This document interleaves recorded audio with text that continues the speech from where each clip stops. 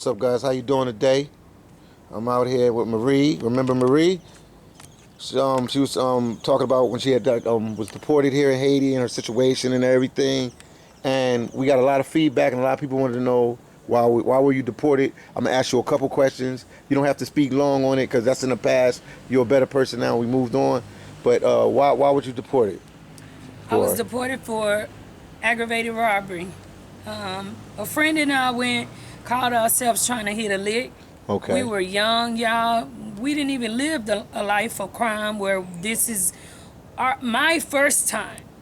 Even for the people that know me, my first time ever robbing somebody, period, or even entertaining that. Or even in trouble like that. You didn't really have trouble like that. You not even had a criminal record for it. Okay, so here I go with my friend robbing somebody, and then less than 5 minutes later, the police is behind us. Well, of course, we decide, we were too tough then. We weren't going to stop for the police. Okay. And call ourselves going on a high-speed chase. Mm-hmm. And, of course, police caught us, And, went to court and everything. Y'all, I fought, and I ended up getting 15 years. Mm-hmm. When I got the 15 years, Texas prison, that's considered aggravated. So anything ag that go in, you gonna do 50% of that time before you even eligible to see parole. So I had to do 7.5 years to see parole, and they denied me. I made my 5th parole. So I ended up doing 13 years on my 15-year sentence. And that was like your first time really even being in trouble with the First time in prison. You hear that? The first time ever. So, and you were young then. I went in when I was 22, and I came out 4 months before my 36th birthday. Wow. So I spent majority of my 20s behind the walls. And most of your 30s. And most of my 30s. Thank God, in a way, prison kept me so I don't feel my age. Yeah. Kept me sane. It helped me mentally. And I promise you, I'm not sure if this is something everybody that's been to prison say, but prison have made me a whole different person, a much better woman that today. Now, I hate that I missed that time with my family, with my siblings, with my kids.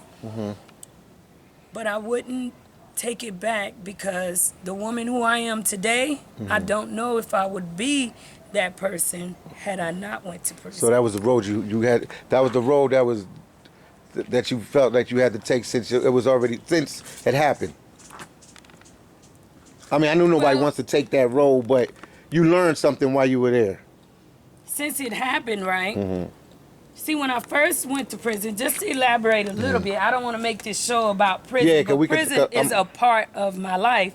When I first went to prison, y'all, I was so bittered and upset with myself. I would get in trouble all the time, just do my time any kind of way. And it got to a point where, see, Texas prison, we didn't have phones, we didn't have any of that. So you were actually disconnected from your family. It wasn't, you waited and got in contact with your family through a letter. On, I think, August 6, 2009 was the first day women on Mountain View, which was the unit I was housed at, were allowed to call our family. So I had a chance to call home. And since that day forward, I remembered that day because that was the day when I called home and I heard my family's voice and I talked to my daughter. I realized I wasn't in this by myself. I felt alone because a letter give you that instant gratification. It didn't last long. Once you read it, 2 hours go back, you go right back to that cubicle, and in a way you still broken because it's an expression. I could always go back and read it, but when I heard their voice, when I actually got to feel and understand I wasn't in this by myself, I decided, God, don't let me leave this place the same person that walked in. And start working on me right here, right now, so that I can get myself ready to face the world that I'm about to head to. So all of this really started within prison. I'm sure I have a lot of people on my YouTube that's been knowing me, and they will tell you, I started changing. I started being positive. I started doing what I needed to do to be a better person.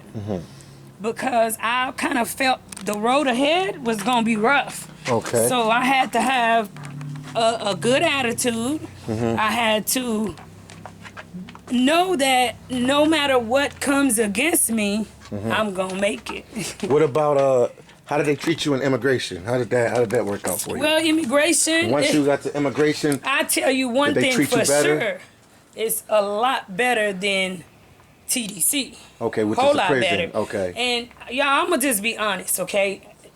Being incarcerated that long in Texas prison, I didn't know how to use a touchscreen phone. I didn't know how to do so much. Instagram and all that. Cause remind you, I left at 22. We had a flip phone. Yeah.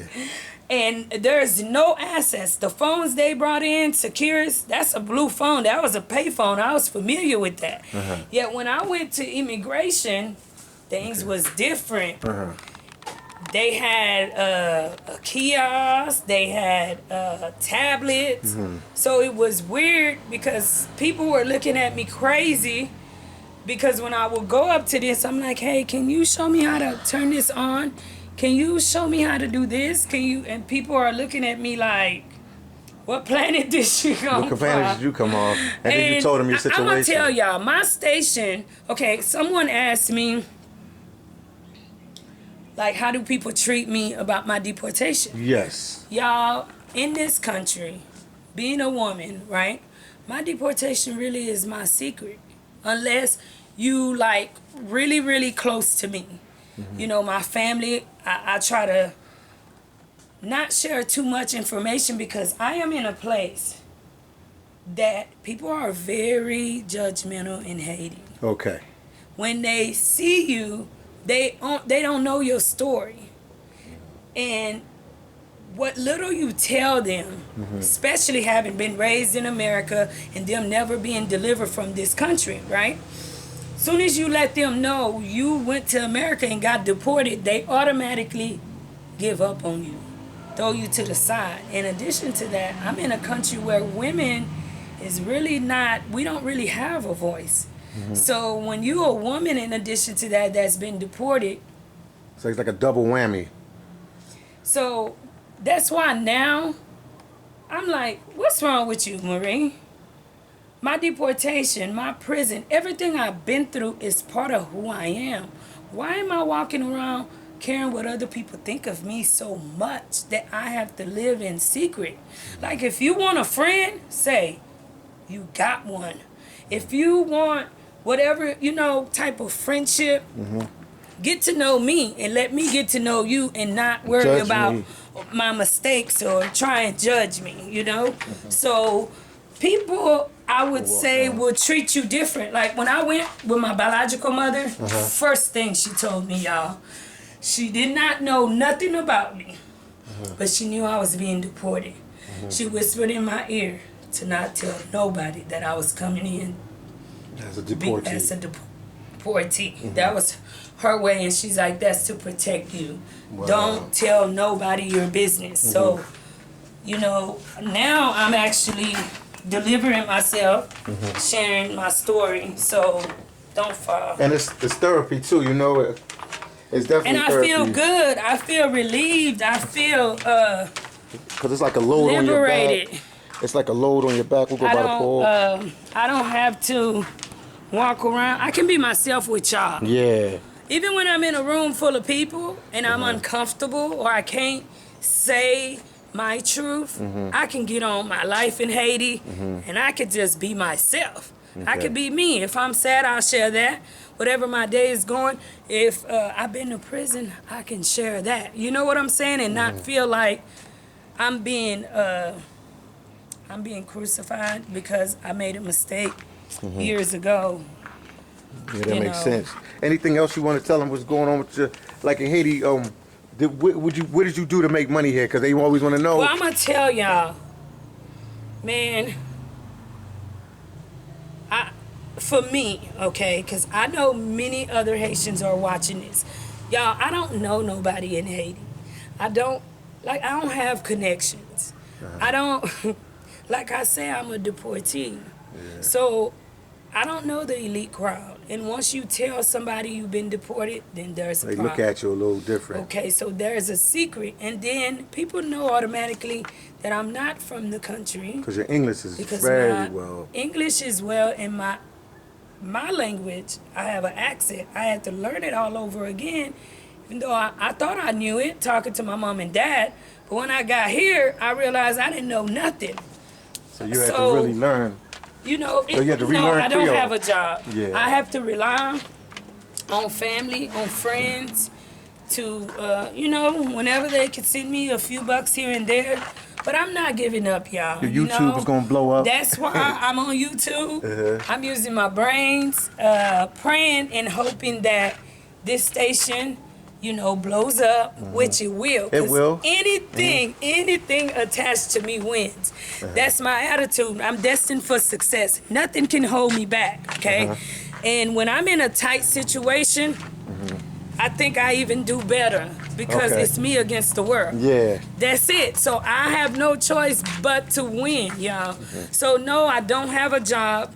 I've looked, and anytime, like, people here are very territorial, y'all.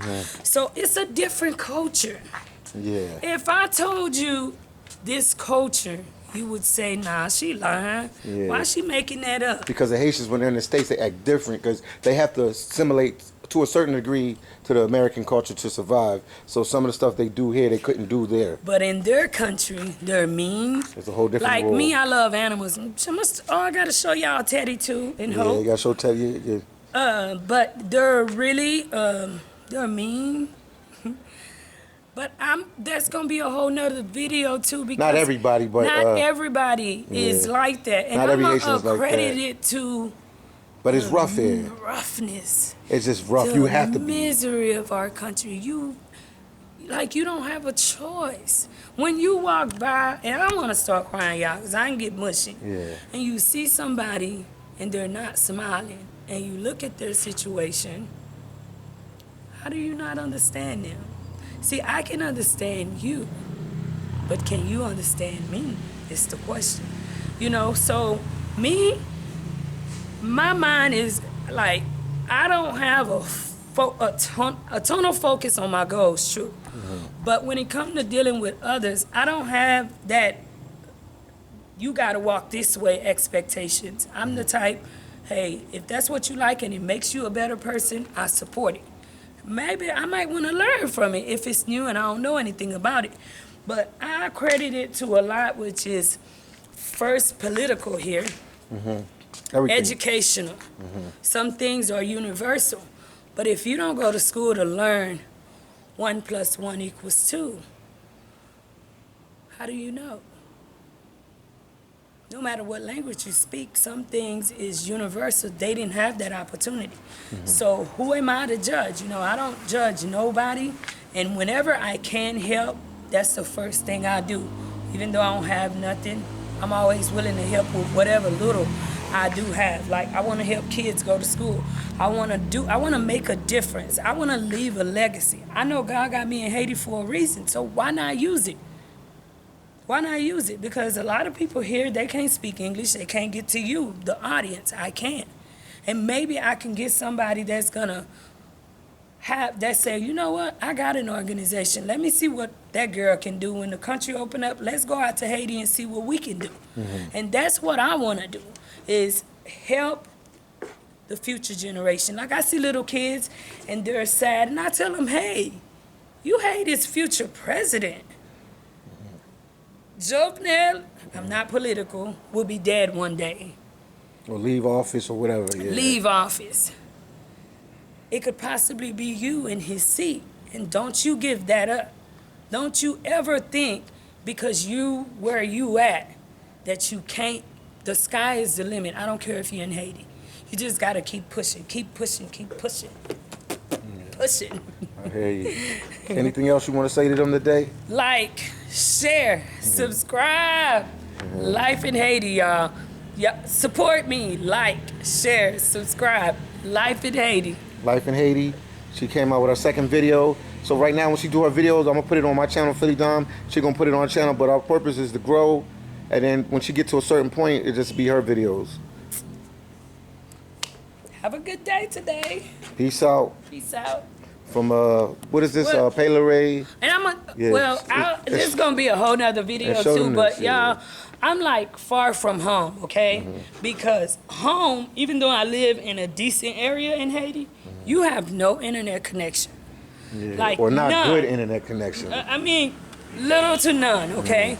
So you literally, that's one of the disparities too. I feel like, are they trying to quiet our people? Like, take us off the map, because why we can't have access to electricity, basic life necessities such as water, why are little kids walking miles with a bucket? Of water, and they got to do it repeatedly, not one time. Because the house has got about 15, 20 people. Come on, man, world, we need a change, you know, and I do believe one by one, we can make a change. We can make a change. That's true. Peace out.